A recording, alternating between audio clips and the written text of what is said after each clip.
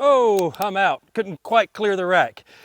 Ladies and gentlemen, you have probably seen this pistol on my channel back in the older days. This is a high standard M101. This was the very first pistol I shot, the very first 22 pistol I ever shot, and it is mine, and I love it. Let's get into the video.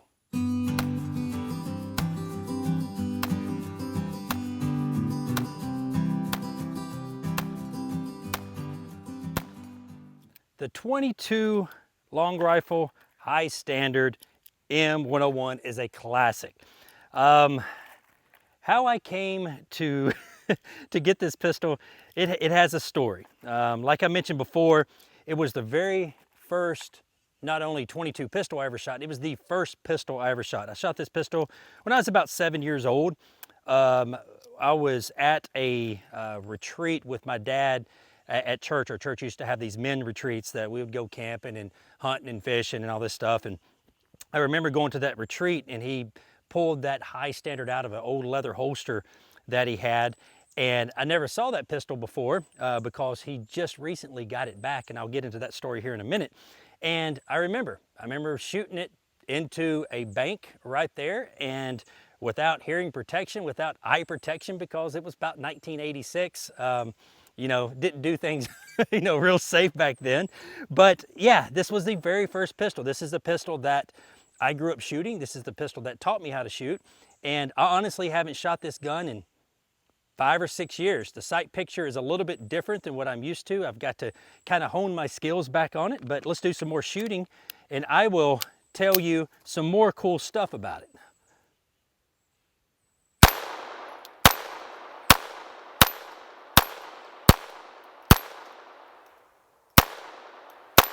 It is definitely a different hold than what I'm used to.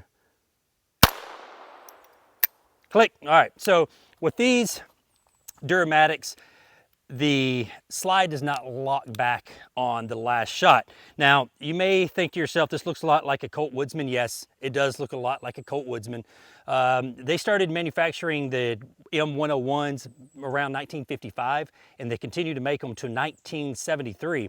And I actually own a couple of them. I actually own this guy right here, the longer version. This one with the 6.5-inch barrel were manufactured in the years of 1971, 1972, and 1973. So this guy right here is a little rare, but how I came about getting this one was that this lower, okay, without the barrel, the receiver and the slide, and I had two of the exact same pistols with a 4.5-inch barrel, and I was in a pawn shop years and years ago, probably about 20 years ago, and I saw this barrel, the Plinker barrel that they only made from 71 to 73 for sale. And I think they wanted like $45 for the barrel. I wanted a high standard with the shorter barrel and the longer barrel, so I bought that barrel. And I grew up shooting this gun. I cannot tell you how many tens of thousands of rounds that I probably shot it from the age of probably 16, or probably about 15 to the age of 25. I didn't have my Colt Woodsmans then, and my dad never really let me shoot this handgun or any of his guns when I was younger because Dad did not believe in wasting ammo. You probably heard me tell this story over and over again. I won't retell it, but I've told it in 100 different podcasts and everything else, that my dad was, he was the kind of person he'll buy ammo, you can sight the gun in, and we went hunting. There was no recreation shooting with my dad. But he bought that gun probably, I think, around 1976, 1977. He had it for several years, and then he traded his cousin a rifle for that pistol. He got it back when I was probably around 7, 8 years old, something like that. So my cousin his cousin, which will be my cousin also, had it for a long, long time. And this is not the original finish on this gun.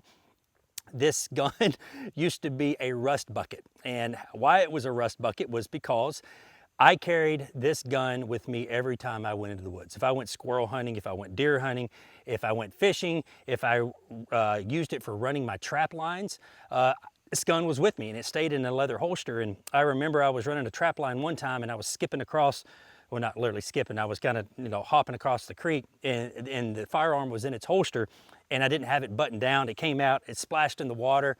I found it in the water. It was only a couple of inches deep. And I put it back in the leather holster, and I forgot about it for probably about 6 weeks. And guess what? It turned into a rust bucket. But I have a really good gunsmith that reblued it and turned it back to original form. And so, yeah, this gun was with me everywhere I went. So let's shoot it a few more times, and then we're going to shoot the one with the 6-inch barrel.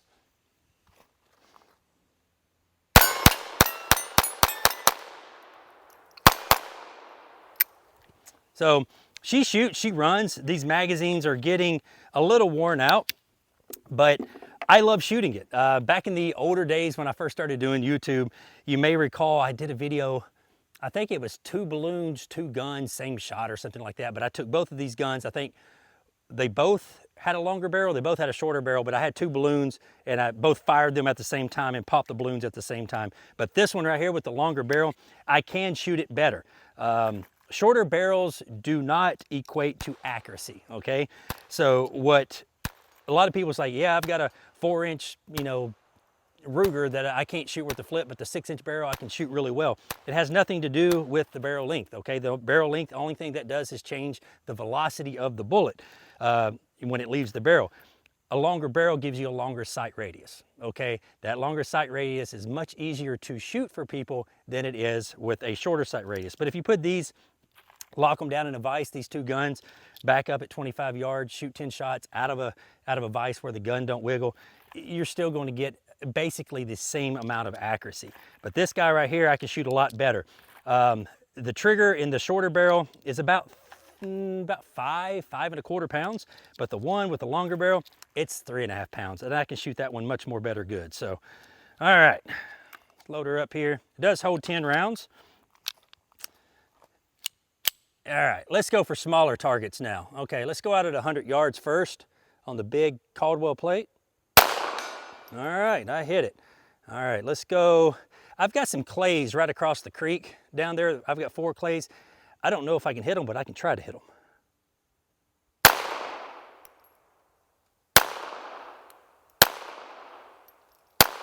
Oh, got one. Got that one. It actually went through it, but it didn't break it.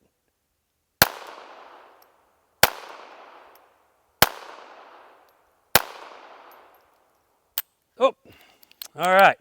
So I hit 2 of them. Let me load this thing back up. Let's go for the 1-inch plate. But so one of the funniest stories that I can think of as a child with that pistol was my dad was a sucker for having guns clean, okay? He was military, retired military. Every time I even picked up a gun, okay, out of the gun cabinet or handled it, immediately I was oiling it right after. Even if I didn't shoot it, he made me oil it. And I remember that I shot the gun for something. I was probably about 12 or 13 years old. And he said, please clean and oil that gun. Take it apart, clean and oil it. I'm like, yes, sir, I'll do it. So I was cleaning the gun, and the older models, the M100s, the pistols that were before the M101, they had a push button takedown. So you push that button and it took the gun down. These particular ones, it has this nut right here at the bottom. You unscrew this nut. Well, first you lock the slide back, and the safety acts as a slide lock, but you take this out and you pull the barrel off, then you can pull the slide off. Well, this firing pin is still under tension with the recoil spring. And how you release that is you pull the trigger. Well, I didn't know. So I'm fumbling around trying to figure it out, and I'm looking and I'm like, well, wonder if because it wouldn't come out. I'm like, I wonder if I pull the trigger, what will happen? I pulled the trigger, that recoil spring and the firing pin, which the firing pin's about this long and it's got a sharp point on it, came flying off of this gun across the room and stuck in the drywall. So I learned a very valuable lesson there. You always wear eye protection when cleaning a gun, and never pull that trigger with the slide off unless your hand is over the spring. I never told my parents about that story. I assumed they eventually saw the small hole in the wall where that firing pin stuck in it. But Mom and Dad, if you're watching this video, I'm sorry. And that's where that hole came from. So let's do some more shooting. So let's go 100 yards on that 4-inch plate. See if I can hit it at least once.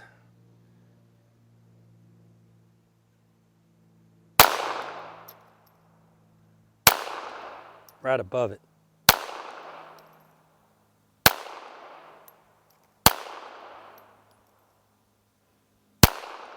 I think I'm going a little high.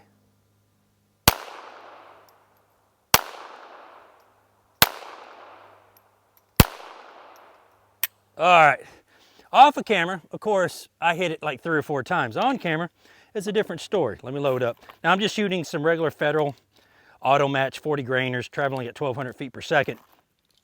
These particular pistols, in my past experience, like higher velocity ammunition compared to that of like a standard velocity or a lower velocity.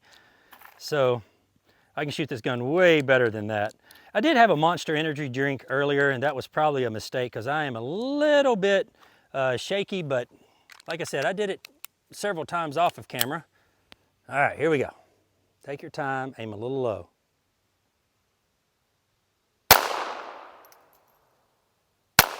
There we go. Just had to take my time a little bit. All right, let's go across the creek.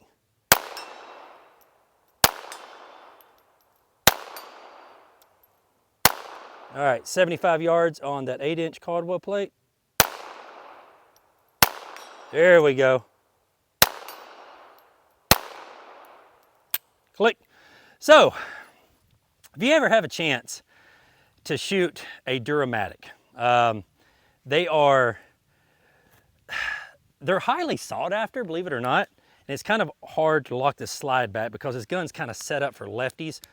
Because the magazine release is right here. It's hard to get your thumb way up here unless you have big old fingers. But if you ever get a chance to pick up one, they're not very expensive. Okay, High Standard made dozens and dozens and dozens of different kind of 22 semi-automatic pistols and revolvers starting from 1926 all the way to 2018. Now there were a lot of gaps where they changed from one location to the other, but they made pistols for quite a long time, almost 100 years. And you know, these particular ones are both from the mid 50s, and they shoot great. The problem is when you find them sometime, they're not very accurate because they were shot a bunch. These guns were very inexpensive, these particular ones. Now, I'm not talking about the trophy or the Olympic style High Standards that were made back then, but these particular ones, you know, you can find them in pawn shops and like used gun stores for $350, $400 in really good shape. And they're good shooters, but sometimes a gun that's 60, 70, 80 years old, they get shot and they get shot a lot. So sometimes the slide wears out on them because people don't like to oil them. And you know, they just misuse them. But the two that I have, they are pretty accurate. So yeah, this was, well, actually not this one, but this one is actually the first gun I ever shot. And, you know, I didn't know when I was 7 years old shooting a pistol for the first time that one day I would be blessed enough to have a job that allow me to shoot guns for a living. So it's pretty cool. This pistol is what started all, and I can't tell you how many times I've taken this thing in the woods and to the creek. I do remember one time, all right, kind of get off subject a little bit, but I remember one time I had this in my holster and I walked down to the creek behind my parents' house, and I was probably 12, 13 years old, and boy, have times changed. You know, there's no way, shape, or form that a parent would give a gun to a 12 or 13-year-old a pistol and say, hey, have at it on the farm. Some people would. It all depends on the maturity of the child, but I was kind of mature at my age. Not now, but I kind of grew out of it. But I remember walking down the hill and walking to the creek. Well, they had a beaver down there that was damming up the creek, cutting down trees, and needed to go. And I saw it swimming about 150 yards down the creek. And at 12 years old, I remember pulling that pistol up and shooting one shot and hit the beaver right in the side of the head with this pistol. But I can't tell you how many cottonmouths and copperheads and squirrels and other critters that I have taken with this particular pistol. And the first squirrel with a handgun I took with this pistol. But you know, I don't know if you have those guns that are in your collection or passed down to you, but my dad eventually gave it to me, you know, probably about 20 years ago.